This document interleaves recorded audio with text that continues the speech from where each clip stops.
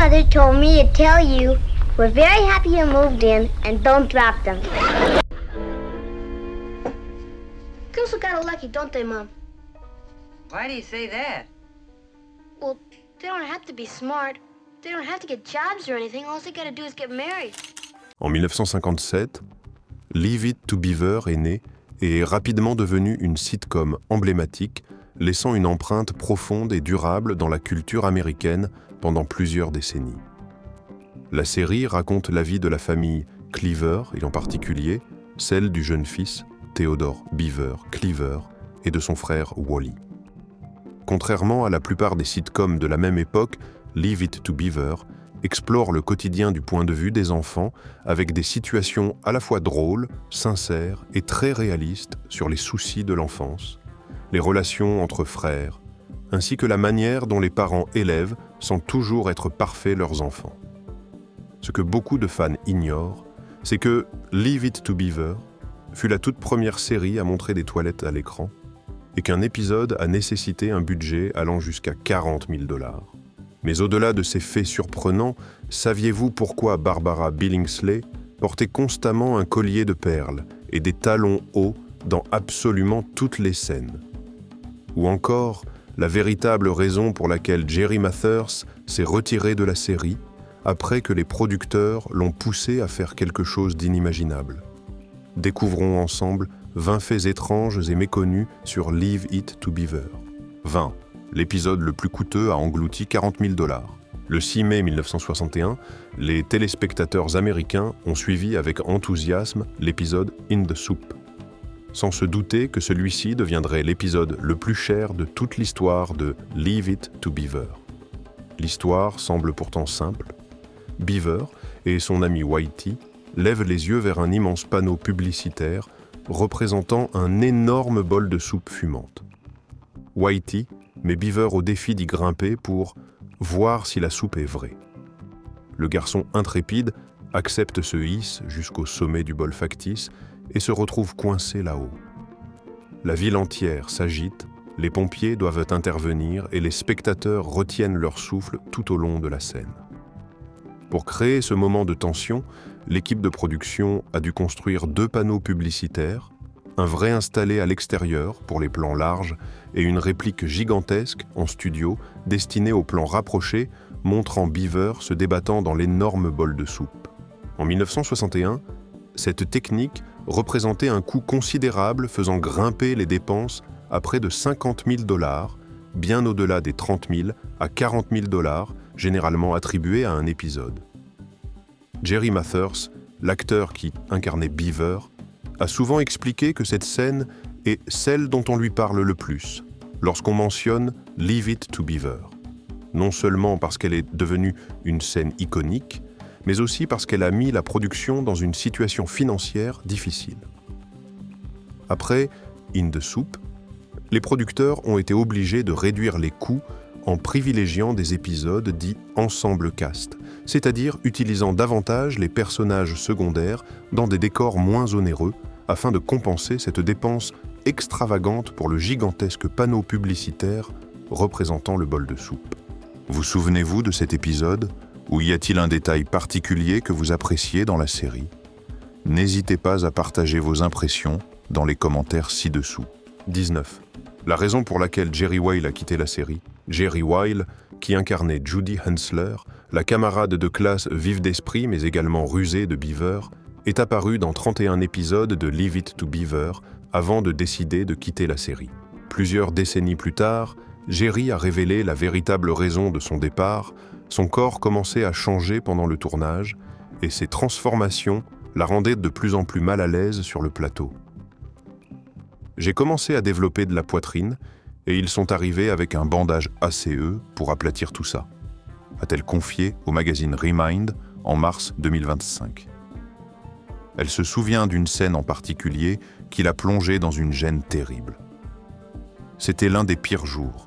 Nous tournions une scène de baseball et Judy frappait un home run. Je portais une robe longue et c'était la première fois que j'avais mes règles.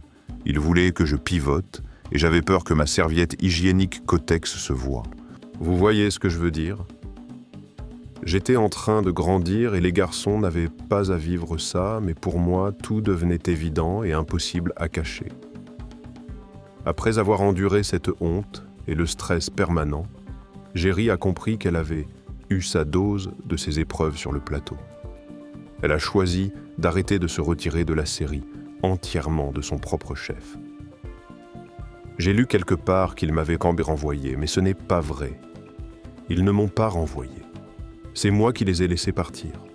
Voilà la véritable histoire, insiste Jerry, mettant un terme à un chapitre difficile, mais profondément formateur de son enfance. 18. Hugh Beaumont n'a jamais pu profiter pleinement de la série.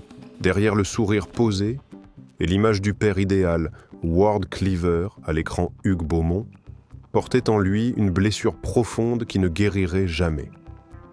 En 1959, alors que Leave It to Beaver entamait sa 3e saison, sa famille, en route depuis le Minnesota pour lui rendre visite à Hollywood, fut victime d'un terrible accident. La voiture transportant sa femme, son fils Hunter et sa belle-mère dérapa, entraînant des conséquences tragiques. Sa belle-mère perdit la vie et son fils fut grièvement blessé. Ce drame est survenu au moment même où la carrière de Beaumont était à son apogée. Toute l'Amérique aimait Ward Cleaver, le modèle parfait du père bienveillant, le pilier d'un foyer harmonieux. Mais pour Beaumont, la série s'est retrouvée irrémédiablement liée à ce souvenir dévastateur. Il devait souvent apparaître sur le plateau avec un visage calme et rassurant, alors que son cœur était lourd de chagrin. Ses collègues racontent qu'il semblait simplement traverser le rôle, travaillant dans un état d'indifférence, incapable de s'extraire réellement de l'ombre laissée par l'accident. C'est peut-être pour cette raison que Beaumont n'a jamais pu savourer pleinement le succès de Leave It to Beaver. Pour les spectateurs, il était l'incarnation même de la famille américaine idéale. Mais pour lui, chaque épisode rappelait le prix payé, une douleur intime qu'il devait dissimuler derrière une façade de sérénité. 17. Larry Mondello a disparu de la série parce qu'il avait peur de la célébrité. Larry Mondello, le camarade potelé toujours en train de grignoter et d'entraîner Beaver en toutes sortes d'ennuis, a subitement disparu après la 3e saison de Leave It to Beaver. Pourtant, aucune explication n'a été donnée dans le scénario. Les téléspectateurs ont simplement constaté qu'un beau jour, le garçon familier n'était plus là. La rumeur disait que la famille de Rusty Stevens, l'acteur qui incarnait Larry, voulait éloigner leur fils de la célébrité pour lui offrir une enfance normale. Mais la réalité est plus complexe. Barbara Billingsley, la maman June Cleaver à l'écran, a révélé plus tard que la véritable raison venait de la mère de Rusty. Elle aurait été trop difficile, trop intrusive, intervenant sans cesse dans le processus de production, au point de mettre toute l'équipe à bout de nerfs. Ajoutez à cela le déménagement de la famille qui quitta la Californie pour s'installer à Philadelphie, et la disparition de Larry Mondello devint inévitable. Ainsi, l'un des visages les plus drôles et malicieux de la télévision des années 1950 s'est tout simplement évaporé dans le silence. Ce vide fut rapidement comblé par un nouveau personnage, Gilbert Bates, interprété par Stephen Talbot. Malin, espiègle Gilbert, devint le nouveau complice de Beaver dans ses nombreuses aventures, enfantines, dimes. Mais les téléspectateurs attentifs le remarquèrent immédiatement, Gilbert n'était qu'une version de remplacement de Larry, permettant à la série de maintenir sa formule gagnante sans ralentir à cause de l'absence du copain fauteur de troubles. Quel acteur vous a marqué le plus ? N'hésitez pas à partager vos réflexions dans les commentaires ci-dessous. 16. Les acteurs étaient proches dans la vraie vie. Le lien fraternel dans Leave It to Beaver ne s'arrêtait pas à la fiction. Jerry Mathers et Tony Dow, deux visages emblématiques de l'enfance de millions de familles américaines, se considéraient réellement comme des frères dans la vraie vie. Jerry a écrit dans ses mémoires « Tony et moi et ses mêmes amis proches depuis notre rencontre en 1957 ». Leur complicité était si forte que de nombreux fans pensaient qu'ils étaient de véritables frères, tant leur relation à l'écran semblait authentique au-delà du jeu d'acteur. Après la fin de la série, contrairement à tant de duos qui se séparent une fois les projecteurs éteints, ils ont maintenu un lien solide. En 1978, ils sont revenus ensemble sur scène dans la pièce Boing Boing, puis ont enchaîné avec une tournée de So Long Stanley. Mathers raconte que Dow avait même abandonné son travail dans la rénovation de maisons pour reprendre la collaboration avec lui, un geste révélant une confiance et une amitié rares. Ils sont restés proches, même lorsque leur vie avait déjà pris des directions différentes. Ce qui est amusant, c'est que dans la vraie vie, leur position fraternelle était inversée. Jerry Mathers était l'aîné de sa famille, tandis que Tony Dow était le benjamin. Pourtant, à l'écran, ils incarnaient leur rôle avec tant de naturel qu'on avait l'impression que Dow était réellement né pour être le grand frère protecteur de Beaver. Leur manière de prendre soin l'un de l'autre dans les coulisses ressemblait réellement à celle de deux frères. Leur amitié a duré toute une vie. Au fil des hauts et des bas de leur carrière même, lorsque la gloire s'est estompée, Mathers et Dow continuaient de s'appeler Brothers. 15. Les jeunes acteurs n'avaient pas le droit de regarder la série afin d'éviter les influences. En 1957, alors que toute l'Amérique suivait passionnément Leave It to Beaver, les jeunes stars de la série n'avaient pas du tout le droit de se regarder à l'écran. Tony Dow, le charmant Wally Cleaver, a révélé que les producteurs avaient demandé à ses parents de lui interdire complètement de regarder l'émission. La raison stricte et presque glaciale, nous ne voulons pas que les enfants attrapent la grosse tête. En d'autres termes, il craignait que la célébrité fasse gonfler l'ego de Dow et de Jerry Mathers, les rendant vaniteux suffisants et trop conscients de leur propre popularité, ce qui aurait nui à la spontanéité de leur personnage. Alors que des millions de téléspectateurs riaient devant les bêtises de Beaver ou la maturité rassurante de Wally, les deux garçons dans la vraie vie étaient maintenus à distance du phénomène culturel qu'ils contribuaient eux-mêmes à créer. Tony Dow a même admis qu'il n'avait probablement pas vu tous les épisodes auxquels il avait participé, même des années après. Un paradoxe étonnant de devenir une icône, sans jamais savoir à quoi cette icône ressemblait réellement à l'écran. Mais cette interdiction avait aussi un effet positif. Elle a permis à Dow et Mathers de conserver une enfance presque normale. En quittant le plateau, ils retournaient à l'école, faisaient du sport, traînaient avec leurs amis, sans être engloutis par la lumière aveuglante de la célébrité qui engloutissait tant d'enfants acteurs à Hollywood. 14. La première toilette à apparaître à la télévision. En octobre 1957, l'épisode Captain Jack de Leave It to Beaver a discrètement créé un véritable séisme culturel. Dans cet épisode, Wally et Beaver décident d'adopter un petit alligator. Mais un problème se pose, où le cacher. La réponse a stupéfié toute l'Amérique, les enfants choisissent le réservoir de la toilette. En un instant, l'écran de télévision montre le couvercle et le réservoir des éléments considérés depuis des décennies comme strictement interdits à la télévision américaine. Il faut se rappeler qu'au cours des années 1950, mentionner les toilettes était déjà jugé impoli, alors les montrer à l'écran relevait presque du scandale. Les services de censure de CBS, puis d'ABC, ont vivement réagi en découvrant le scénario. Au début, ils interdisent catégoriquement toute image montrant une toilette, estimant que cela ruinerait la pureté de la télévision familiale. Finalement, après de longues négociations tendues, les producteurs obtiennent la permission de filmer uniquement le réservoir et la poignée de chasse, un compromis à moitié satisfait, mais suffisant pour entrer dans l'histoire. Ces quelques secondes ont pourtant ouvert la voie à une petite révolution. Pour la première fois, la télévision américaine osait montrer un objet du quotidien que la société avait toujours soigneusement évité. 13. Tony Dow, ancien champion de plongeon aux Junior Olympics. Avant d'incarner le grand frère sage et charmant de l'Amérique dans Leave It to Beaver, Tony Dow s'était déjà distingué dans un domaine totalement éloigné du cinéma le plongeon. Dès l'âge de 5 ans, le jeune Dow s'entraîne avec ardeur, enchaînant les saltos avant de fendre l'eau comme une flèche.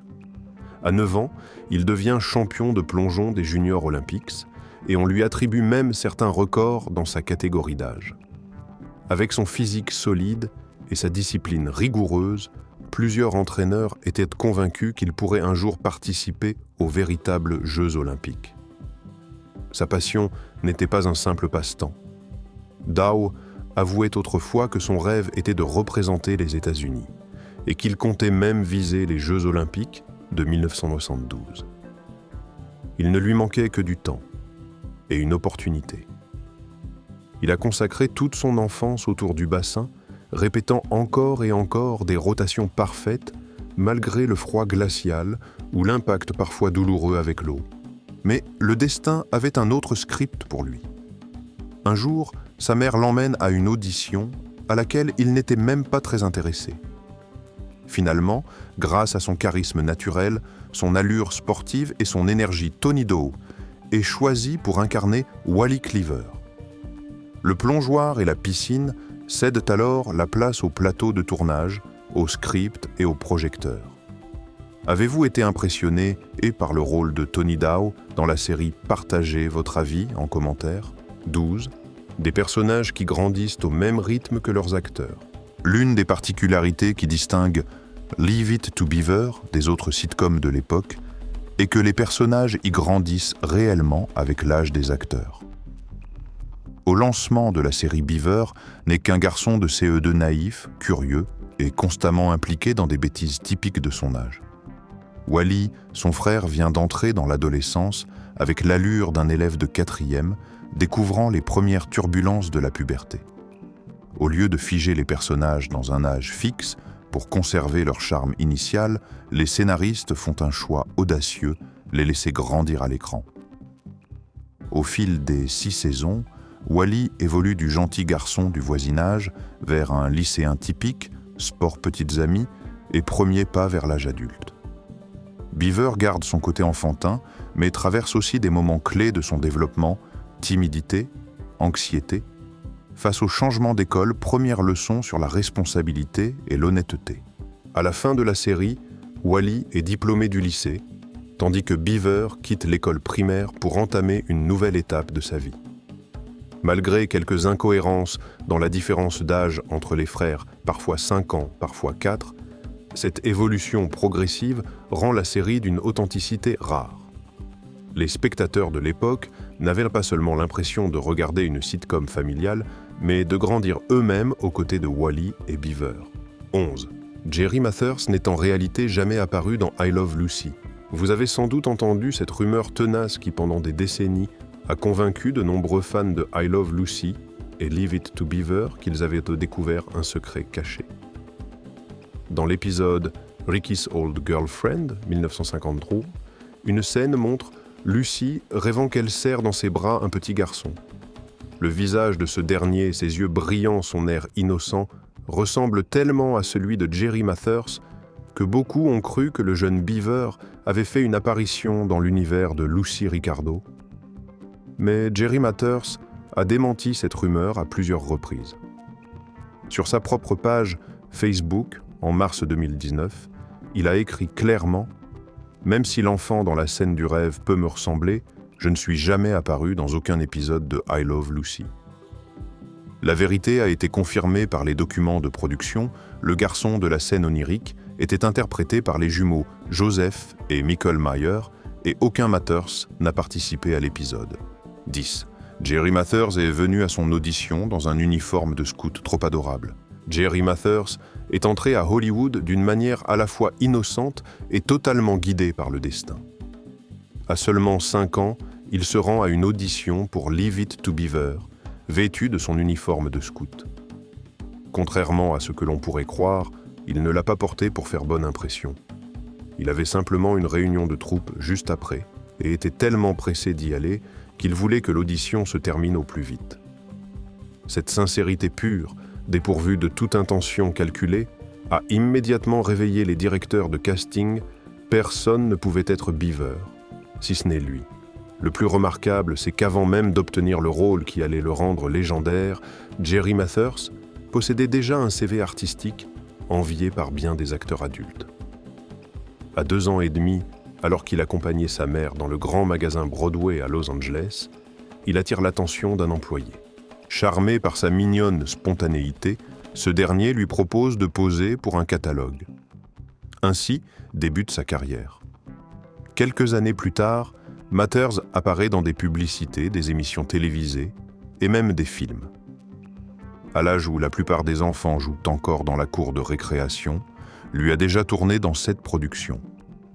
Il est devenu un visage familier du grand écran, le tremplin parfait vers la naissance de Beaver Cleaver et l'entrée dans l'histoire de la télévision américaine. 9. Les perles de June Cleaver servaient en réalité à cacher un défaut. Dans Leave It to Beaver, l'image de June Cleaver, coiffure impeccable, robe soignée et collier de perles étincelants, est devenue un symbole de la culture américaine des années 1950. Mais Barbara Billingsley, l'actrice qui l'incarne, ne les portait pas pour ajouter une touche de luxe dans sa cuisine. Elle a admis qu'elle avait une petite cavité au niveau du cou, un creux qui créait une ombre gênante devant la caméra. Les perles étaient donc son arme secrète pour masquer cette imperfection et maintenir l'apparence parfaite de June à l'écran. Lorsque les téléspectateurs se sont habitués à cette image impeccable, les producteurs en ont fait une règle obligatoire. June devait porter ses perles non seulement lors des soirées, mais aussi lorsqu'elle cuisinait, nettoyait ou discutait à la table de la cuisine. L'idéal de la mère parfaite américaine devait briller en toutes circonstances. Et ce n'est pas tout. Barbara Billingsley a aussi été contrainte de porter des talons hauts quotidiennement. La raison est à la fois amusante et un peu cruelle. Ses fils à l'écran grandissaient, devenaient plus grands, et il n'était pas question que la mère se retrouve plus petite qu'eux. Les perles pour masquer un défaut, les talons pour imposer une présence, chaque détail était minutieusement calculé par Hollywood pour façonner une June Cleaver sans la moindre imperfection. 8. Personne ne sait réellement où vit la famille Cleaver. Il existe un mystère vieux de plus d'un demi-siècle que même les fans les plus passionnés de Leave It to Beaver n'ont jamais réussi à éclaircir. Où la famille Cleaver habite-t-elle réellement? Tout ce que la série dévoile, c'est un seul mot, Mayfield. Un nom familier mais totalement vague. Aucun état, aucune carte, aucun repère géographique. Juste une petite ville fictive assez universelle pour que n'importe quel Américain puisse s'y reconnaître. Mais les spectateurs n'ont pas abandonné si facilement. Ils ont fouillé chaque indice. Wally mentionne une fois que l'orchestre de son lycée joue à Madison, Wisconsin. La famille Cleaver dit aussi être allée voir un match des Green Bay Packers, autant de signes pointant vers le Wisconsin. Pourtant, certains spécialistes affirment que les extérieurs censés représenter Mayfield ont été tournés à Skokie, Illinois, dont plusieurs rues et églises existent encore aujourd'hui. L'affaire se complique lorsque d'autres épisodes dévoilent des indices évoquant l'Ohio, une grande avenue des quartiers ressemblant aux banlieues de Cleveland. Certains affirment même que les producteurs ont intentionnellement modifié les panneaux indiquant les distances ou les noms des villes pour empêcher quiconque d'identifier l'emplacement exact de Mayfield. Ainsi, le mystère de la véritable localisation des Cleaver n'a jamais vraiment eu besoin d'une réponse définitive. Et vous, où pensez-vous que les Cleaver vivaient réellement? Partagez vos théories en commentaire. 7. De nombreux membres originaux sont revenus pour la série dérivée. En 1983, les États-Unis ont assisté avec surprise à une réunion de famille que personne n'aurait cru possible. Steele, de Beaver, voit le jour et ramène sur les écrans l'ensemble de la distribution originale de Leave It to Beaver, plus de 20 ans après la fin de la série. Jerry Mathers n'est plus le petit garçon innocent, mais incarne désormais un père guidant une nouvelle génération de Cleaver. Ému, il déclare « C'était incroyable pour moi de jouer le rôle du père, et beaucoup de membres de l'équipe originale sont revenus également. Les téléspectateurs sont bouleversés en revoyant Barbara Billingsley dans la peau de June Cleaver, Tony Dow, en Wally adulte Ken Osmond, toujours aussi rusé en Eddie Haskell, et Frank Bank dans le rôle de Lumpy Rutherford. Leur présence ravive un flot de souvenirs donnant aux millions de spectateurs l'impression de revivre les années 1950, mais avec un regard plus mûr, plus ancré dans la réalité. Cependant, cette réunion porte également l'ombre de la tragédie. Hugh Beaumont, l'interprète du père exemplaire Ward Cleaver, est décédé 1 an avant la sortie de Still the Beaver. L'équipe a consacré l'épisode d'ouverture à sa mémoire comme pour affirmer que l'esprit de Ward restait présent veillant sur la famille Cleaver dans chaque image. Avez-vous regardé cette émission ? N'hésitez pas à partager votre ressenti face aux retrouvailles de la distribution. 6. Certaines répliques étaient supprimées du script si elles étaient jugées trop drôles. Les producteurs appliquaient une règle stricte lors de la relecture des scénarios. Si une réplique faisait éclater de rire tout le plateau, elle était immédiatement retirée. Ils ne voulaient pas transformer la série en un spectacle comique bruyant. Leur objectif était de susciter des sourires légers, discrets, comme des instants familiers du quotidien. La philosophie de « Leave it to Beaver » n'était pas de rivaliser avec les sitcoms tapageuses de l'époque, mais de choisir la subtilité, faire sourire le public, parce qu'il reconnaissait un fragment de sa propre vie, plutôt que de provoquer des éclats de rire forcés par une plaisanterie excessive. 5. Tony Dow était le choix parfait pour interpréter Wally. Tony Dow, qui incarne Wally Cleaver dans l'emblématique sitcom Leave It to Beaver, a donné vie à l'image du grand frère idéal de la famille américaine des années 1950. Pourtant, peu savent qu'il a dû surmonter de nombreux défis pour y parvenir. Avant d'obtenir le rôle de Wally, Tony ne possédait qu'un tout petit peu d'expérience et n'avait jamais joué dans une série télévisée. En réalité, il ne participait qu'à une audition ouverte, sans aucune attente. Mais grâce à ses compétences sportives remarquables et sa confiance naturelle, il réussit à convaincre les producteurs qui lui confient le rôle. Bien qu'il soit considéré aujourd'hui comme un choix parfait, Tony a dû faire face à une forte pression dès son entrée dans l'industrie.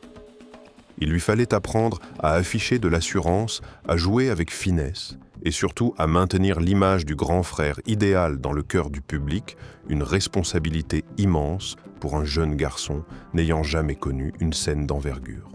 Grâce à ses efforts et à son talent, Tony Dow a brillé et a laissé une empreinte indélébile auprès des téléspectateurs sous les traits de Wally Cleaver. 4. La véritable raison de la fin de la série. Bien que Leave It to Beaver ait conservé un excellent taux d'audience et une grande popularité tout au long de ses 6 saisons, la série s'est arrêtée en 1963, non pas à cause d'un échec ou d'une baisse de popularité, mais à la suite de la décision de Jerry Mathers, l'interprète de Theodore Beaver Cleaver. À l'époque, Jerry s'apprêtait à entrer au lycée et souhaitait se consacrer entièrement à ses études. Il comprenait que le tournage et les activités promotionnelles lui prendraient tout son temps et son énergie. Cette maturité et cette volonté de se concentrer sur son éducation l'ont conduit à un choix sage, quitter la série au sommet de son succès. Les producteurs ont étudié l'idée de poursuivre Leave It to Beaver sans lui, mais ils ont vite compris que Beaver, l'âme et le cœur de la série, ne pouvait être remplacé. Sans lui, la série perdrait son essence, même si les audiences restaient élevées. Ainsi, après 6 saisons, un monument de l'enfance américaine a dû tirer sa révérence. 3. Barbara Billingsley a été enfermée dans son rôle après la série. Barbara Billingsley, célèbre pour son interprétation de June Cleaver dans Leave It to Beaver, a raconté ses difficultés après la fin de la série. Elle a souvent été cantonnée à l'image de la mère parfaite, ce qui a rendu plus difficile la recherche de nouveaux rôles. Mais en 1980, un tournant décisif survient lorsqu'elle rejoint la distribution du film comique Airplane. Dans Airplane, Barbara Billingsley incarne une passagère capable de parler le jive et elle aide à traduire pour 2 voyageurs afro-américains rencontrant des difficultés. Pour préparer ce rôle, elle a rencontré les 2 acteurs noirs présents dans la scène afin d'apprendre leur manière de parler. Elle raconte « On m'a choisi parce que j'avais été June Cleaver. On m'a envoyé le script et j'ai pensé que c'était le scénario le plus fou que j'ai jamais lu. Mon rôle n'était même pas encore entièrement écrit. Tout ce qu'on me demandait, c'était de parler jive. J'ai rencontré le producteur et j'ai dit que j'acceptais. J'ai rencontré 2 amis afro-américains qui m'ont appris le jive. Jouer cette scène n'a pas été difficile pour moi. » Ce rôle lui apporte une nouvelle reconnaissance et relance brillamment sa carrière. 2. La série a eu un épisode final inoubliable. L'épisode final de Leave It to Beaver, intitulé Family Scrapbook, diffusé le 20 juin 1963, est devenu l'un des moments les plus marquants de l'histoire de la télévision américaine. Contrairement à de nombreuses séries de l'époque, souvent conclues, Mo, Cash, Jot, Ngot et Sanchwanbi, Leave It to Beaver a choisi de clore son histoire Bang, un épisode spécial mêlant souvenirs émouvants et célébration du parcours de ses personnages. Dans cet épisode, June Cleaver retrouve un vieux scrapbook familial en rangeant la maison. Toute la famille Cleaver se réunit pour tourner les pages de l'album et se remémorer les instants mémorables des saisons précédentes. Les scènes en flashback revisitent des moments à la fois drôles et touchants, depuis les mésaventures de Beaver jusqu'aux petites aventures partagées par Wally, et Beaver créant ainsi un tableau vivant de leur évolution au fil de 6 saisons. Un détail particulier de cet épisode final résout enfin une question longtemps laissée en suspens, l'origine du surnom Beaver de Théodore. Jusqu'alors, aucune explication n'avait été donnée. Dans Family Scrapbook, on apprend que le surnom vient d'une mauvaise prononciation. Lorsque Wally était petit, il appelait Théodore Twitter, qui devint ensuite Beaver.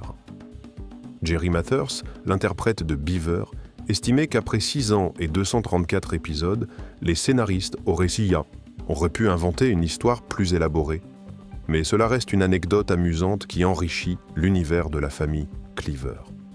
Avez-vous déjà vu cet ultime épisode? Qu'avez-vous ressenti?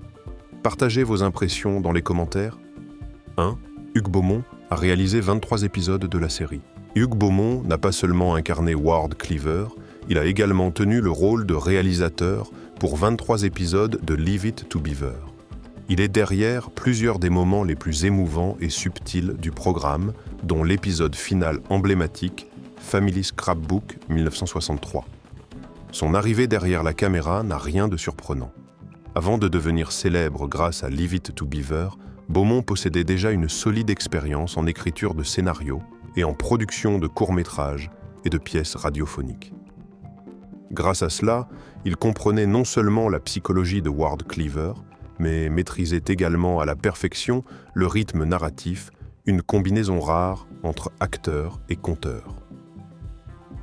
Dans les coulisses, ses collègues racontent que Beaumont se promenait souvent sur le plateau, un objectif à la main, ajustant les angles de caméra ou expliquant aux jeunes acteurs comment vivre leur rôle de manière authentique.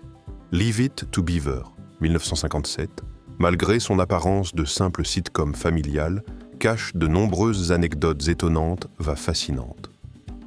Depuis la toute première apparition d'une cuvette de toilette à la télévision américaine, jusqu'au moment où Jerry Mathers a failli manquer son audition pour Beaver à cause d'une réunion des scouts, en passant par la disparition soudaine de Larry Mondello, parce que ses parents voulaient le tenir à l'écart de la célébrité, la série regorge de faits aussi incroyables que véridiques.